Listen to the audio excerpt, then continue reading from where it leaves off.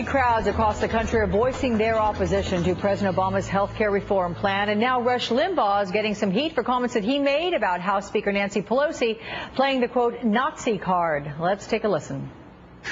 Nancy Pelosi called all the people showing up to these town hall meetings Nazis. By the way, his health care logo looks damn like the Nazi logo. I'm sorry, but it does. I didn't create either logo, but I have two eyes and I can see.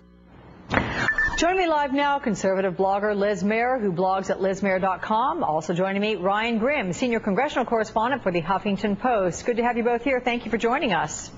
Thanks for having us. Okay, Liz, I'm going to ask for your reaction to what Rush Limbaugh said. Do you think that kind of rhetoric helps the cause for those who are against the Obama health care plan?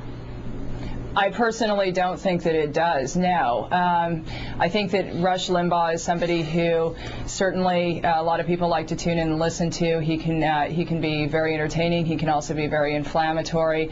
I'm not sure that that's rhetoric that particularly moves the ball forward as far as anybody is concerned here. And that would be my own personal opinion. Okay, Ryan, how about you? How do you respond to what you heard Rush Limbaugh say there?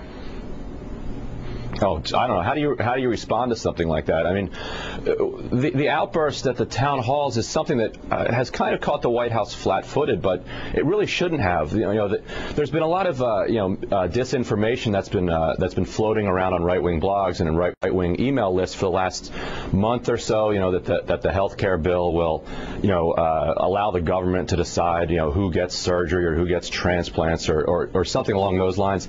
And this is just it's kind of a continuation of this kind of aggressive ignorance that is on the far fringe of the right-wing movement that's been going on since the election, when people were questioning whether or not Obama's a citizen, and that's still going on. Like the emails that are going around today, come protest the health care bill and come demand that Obama show his birth certificate. It's all tied up in the same kind of ignorance. I'm curious, Liz. We see the shouting matches. You hear what Ryan's saying right there. What about the tenor of things online and on the blogs? How is it going?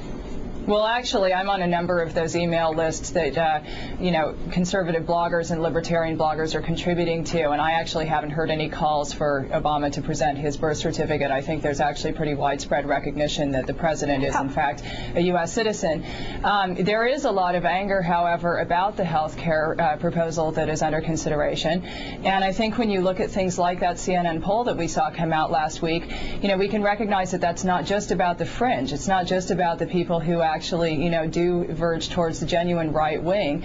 There are actually 45% of people who were polled in that survey who expressed deep concerns about what is on the table. And so this is a very contentious issue. And I think that's rightly so, because it's an important issue, and it affects people's lives in a very meaningful fashion. Ryan, so whether you're pro or con. Okay, Ryan, before I let you jump in, I want to ask you this, those emails that you're getting, among what's being said, are there concerted efforts, organized emails that give advice from very right extreme groups that say, okay, get up there, get to the front of these town hall meetings, disperse yourselves, be loud, this, that, and the other? I mean, are there directions being given on what to do when you get to these town hall meetings?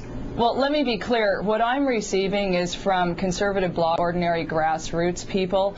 This is not a top-down effort in the way that it's being characterized. I also don't think that I'm receiving information from what would be considered to be, the extreme. I'm receiving information from pretty mainstream conservatives and pretty mainstream libertarians. All right. And what I'm hearing is, make your concerns about this health care proposal clear. That's what I'm receiving, and I think that's how a lot of this is being organized. I think Ryan would probably agree with this, that what's really interesting actually about what's going on with the town halls is the fact that so much of this is being organized through new media and not through traditional advocacy measures that we have seen elected officials and advocacy groups and corporations employ. That is an interesting angle. Okay, Ryan, you were going to say something, and I cut you off. I wanted to just check with Liz on that.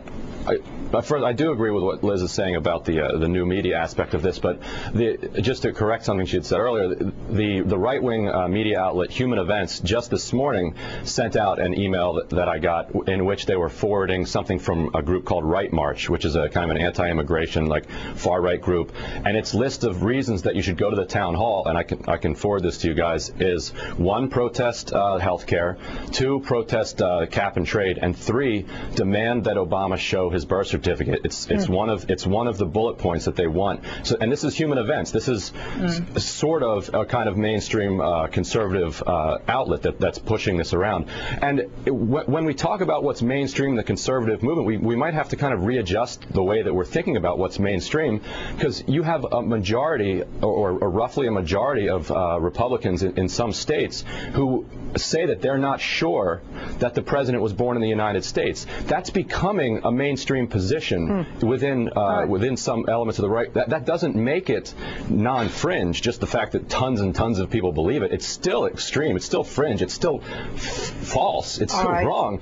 Just the fact that tons of people believe it, kind of makes it mainstream. But what does that make the party? Yeah. All right. I'm going to leave that as a rhetorical question. Listen, Liz Mair and Ryan Graham, it's good to talk to you both and meet you here on MSNBC Saturday. Come back and see us, okay? Thank you. Thank you. Will do. Still ahead, a